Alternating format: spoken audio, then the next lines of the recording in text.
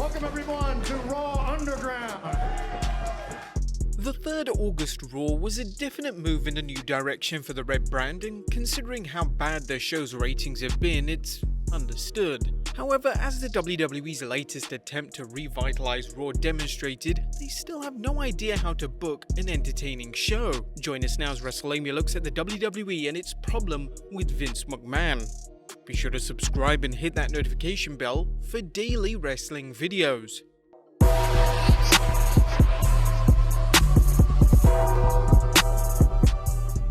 Raw's ratings are at an all-time low, with the WWE setting new records for the worst ratings of all time.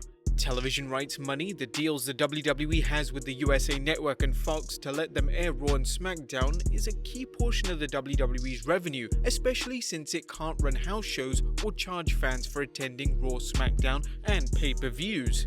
Thus, it's more important than ever for the WWE to do well in the ratings for when it renegotiates a new deal with the USA Network.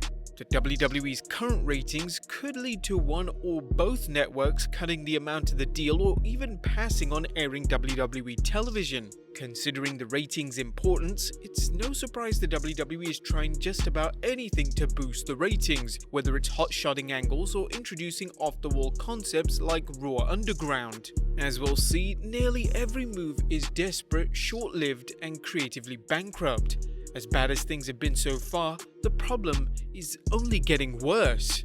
Anyone who has been watching Raw for long knows it's a broken product, and it's been that way for several years. While fans may disagree on just how long Raw has been bad or even unwatchable, most agree it's inconsistently booked, boring, predictable, and even insulting to the viewer's intelligence.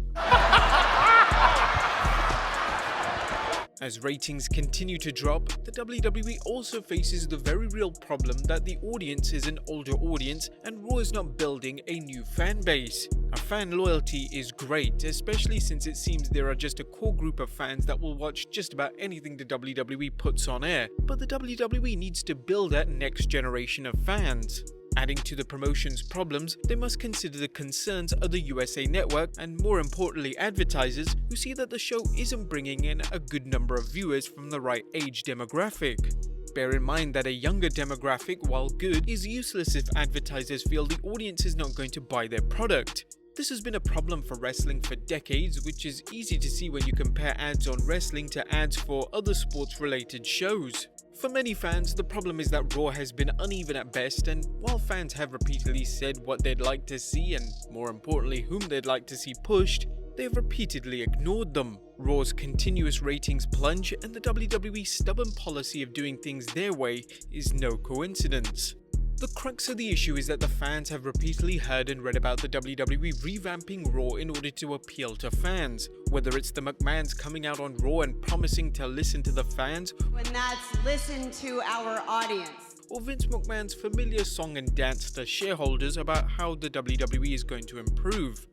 As you might know, recently Vince has traded in the once handy "our top stars are injured" to now his new excuse, "we're building up new stars." But whilst he can dupe over shareholders, fans are all too familiar with the excuses and promises. The WWE Universe has been let down so many times by the WWE's broken promises that nothing short of long-lasting and significantly improved changes will cause them to think any different.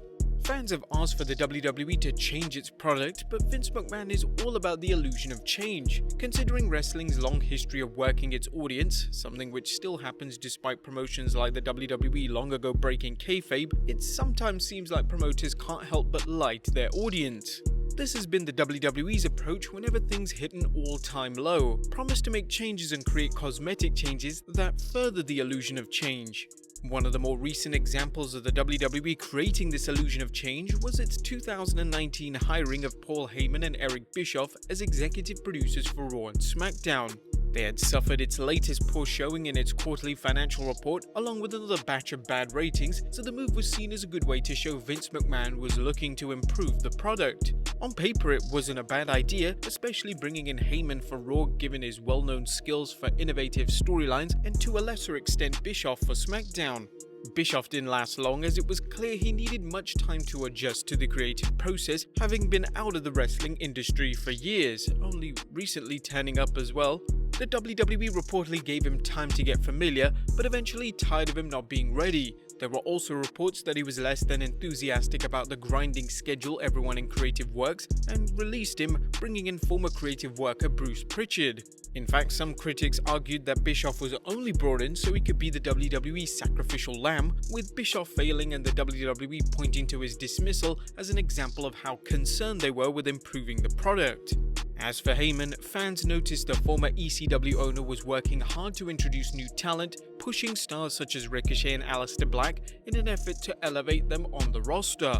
When these pushes proved short-lived, it became obvious that no matter how much Heyman lobbied for something, the final arbiter was Vince McMahon. What drives fans crazy is that the WWE seems to think that revisiting failed ideas from the past will somehow get over if done again. The evil authority figure storyline has been done to death, yet the WWE chose to bring back Shane McMahon back as one, making WWE television over the summer of 2019 totally unwatchable. The current Raw Underground seems like a reboot of the much-maligned Brawl for All competition that saw wrestlers legitimately fighting each other, resulting in a rash of injuries. While Raw Underground seems to be focused on worked matches, which hopefully will keep the injuries at a minimum, there's nothing different about it other than being held in a dimly lit warehouse with female dancers. There's no denying that Vince McMahon had a revolutionary vision for professional wrestling and he transformed the industry during the 80s. He also managed to stay in business and outlast the competition, a formidable feat given the volatility of the business and some serious downturns in the business. In 1995, the WWE was at a creative and financial low point, and there was talk of the promotion scaling back from national to regional. Instead, the WWF became a billion-dollar corporation and the only game in town. Did Vinnie Mac revolutionize the business again? No, he took the edgy style of ECW and adapted it, developing the Attitude Era. McMahon deserves credit for cherry-picking the best aspects of ECW while throwing out the elements that were too brutal or seedy for the USA Network. Now, the WWE has no one to emulate as they find themselves unwilling to run a PG-13 product. They haven't spent nearly 2 decades retooling itself into a family-friendly product only to revert back to the Attitude Era's product that featured more profanity and sexually charged themes. Ultimately, the problem comes down to one man, Vince McMahon. Once upon a time, Vince McMahon surrounded himself with creative individuals whose ideas he filtered with his vision of sports entertainment. This gave McMahon a chance to hear different ideas or things that he might not have considered. They also challenged Vince when they thought he made bad decisions. That's no longer the case as Vinnie Mac has a cadre of yes-men surrounding him. Rumor has it that no one is willing to challenge McMahon's take on what is entertaining, and no matter how good an idea is, it still must get past the WWE chairman. The number of stories of McMahon changing his mind on storylines and wrestlers' pushes is legendary as he micromanages everything in front of him. One of the most disturbing trends is McMahon's constant rewrites to television and his scrapping ideas at the last moment, despite these ideas having been worked on for long days. A number of creative writers have expressed their frustrations with Vince McMahon as they work long hours with very little appreciation. There was also the recent story of McMahon rejecting over 32 ideas for the recent Raw. That's an incredible amount of creativeness gone down the toilet. Now, we're no Vince McMahon, we never said we are, but we're sure the key to building a successful promotion is to build new stars, but as fans know, the WWE has repeatedly failed to do this.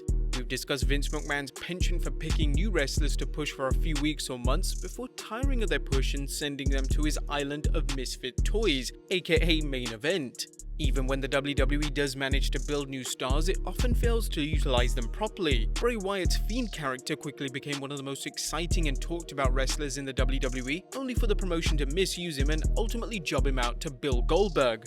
Now it appears the WWE is going to sacrifice its WWE champion Drew McIntyre to Randy Orton in order to build up to Edge vs Orton at the Royal Rumble or WrestleMania 37. Now don't get us wrong, there's nothing wrong with using legends, but they need to be used carefully, particularly when the WWE forks over large amounts of money for them to wrestle, and while legends shouldn't work as high-priced enhancement talent, they should be used to help build new stars, not demolish them like the WWE did when Goldberg crushed The Fiend at this year's Super Showdown. Again, as we've discussed before, hotshot booking rarely works, and the more it is down, the less it pays off, inevitably turning away fans. Looking at the WWE's past problems and their pathetic attempts to resolve them, it's inevitable that things are only going to get worse. Last year, the WWE introduced the wildcard rule, but inevitably it fell apart with no rules given on how it worked and when the rules were established. They were frequently broken. Likewise with the WWE draft, the details of which fans are still trying to unravel. Despite the 24/7 champion success, it's important to remember that the said success has been largely due to R-Truth's incredible efforts in getting the title over as a reoccurring comedy segment. More important, the belt wasn't a WWE idea, as rumor has it that the belt was suggested by cable executives looking to help the WWE jumpstart the ratings with some fresh ideas. Raw's third hour for the 3rd August show performed better than usual, but the real test will be Week 2's ratings, bringing in back those lapsed fans. Fans naturally are intrigued by promises of new things, but how much interest will there be now that they've seen it? Furthermore, does the WWE have a long-term plan for their new concept? If a recent report by Ringside News is accurate, the answer is a big fat no. Like the wildcard rule and so many other renovations, Raw Underground is going to be yet another splash dash effort to fix the WWE with something big and different.